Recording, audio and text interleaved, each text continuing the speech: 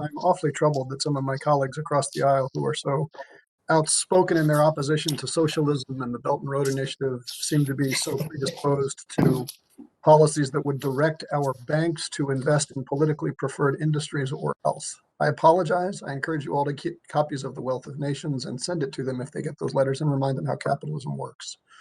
Mr. Scharf, the last time you were here, we spoke about your exposure to the oil and gas sector and potential write-offs. You subsequently posted your first quarterly loss since 2008, and I think in some of the reports I've seen suggest that over half of the past due loans was in the fossil fuel sector. Is your, just yes or no, is your total exposure to the fossil fuel sector bigger or larger or smaller than it was when we spoke a year ago? Congressman, I'm not sure of the answer. I'd be surprised if it were that different. Okay, so if it's been written down, would that imply that you have, because there's the total value, right, and then there's the total value of the initial holdings. Actually, yes, but there's a difference between adding loss reserve and actually writing down.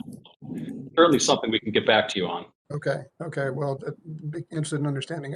Mr. Gorman, you said in your testimony that climate change considerations are integrated into the firm's risk management and governance processes. We have advanced diligence process in high carbon sectors. Are you satisfied that you have a consistent methodology for calculating the carbon impact of your investments that is used by all the portfolio companies and businesses you invest in and by your competitors so that you have a consistent reporting standard? No, I think there's clearly this is a space that's evolving. It's still in the infancy. Various both government bodies, international bodies, and banks are trying to sort out the right methodology. SASB, clearly Sustainability Accounting Board that's involved in this. So no, we're in the early days. Okay, as you put the processes that you have, however imperfect they are in place, have you ever written up or down your carbon exposure as you would with a piece of debt? You know, if the utilization factor changes, you know, in ways that you look at the security from a financial perspective, have you ever changed it, or is that just at the point of investment you do that diligence? I don't think we have. To the best of my knowledge, we have not. If I'm wrong on that, I'll certainly let you know. Okay. Mr. Solomon, you made similar statements that you've been carbon neutral since 2015, will be net zero. And again, I think these statements are terrific. I'm not saying it's criticism. Same questions as Mr. Gorman. Are you satisfied that you have a consistent methodology, and have you ever written up or down the greenhouse gas exposure? So with respect to carbon neutral, that's in our buildings. That's taking our buildings. I'm not aware of any material up and down. And I'd echo what James said just about the process. The process is new. It's not consistent. It's not clear. And so it's still an evolving space. Okay. Mr. Diamond, you said in your opening remarks that abandoning fossil fuels is not an option right now.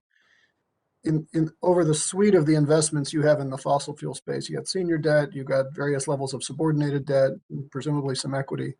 Setting aside the total exposure, have you taken any steps to shift the risk exposure in your portfolio to the space? So in other words, have you shifted more towards more senior secured vehicles? I do not believe so, no. Is it reasonable to assume that if you saw a risk coming, you might take measures to protect your investment and move to a more senior position? You certainly should assume that. Mr. Moynihan, your bank is one of the largest financiers of fossil energy, I believe, of the folks here. Same question as Mr. Diamond. Are you changing your risk exposure? We look at individual credits based on their prospects, and so we have not, to my knowledge, changed any material exposure in our risk today. But in terms of the discussion, we continue to look at the portfolios and figure out how you can measure the types of things you're talking about, and that work has been going on. Okay, well, I'm about out of time, but today I introduced the Climate Change Financial Risk Bill with Senator Schatz that is designed to do the scenario testing in our financial sector. In my view, you all are crazily smart. You are extremely sophisticated.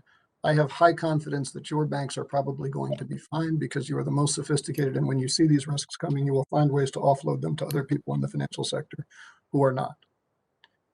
We have an obligation on this committee our prudential regulators of making sure that as that cash moves around the system, as we transition to a cleaner economy, we are protected. And I hope you'll support us in our efforts to make sure that we maintain a robust financial system. Thank you, and I yield back.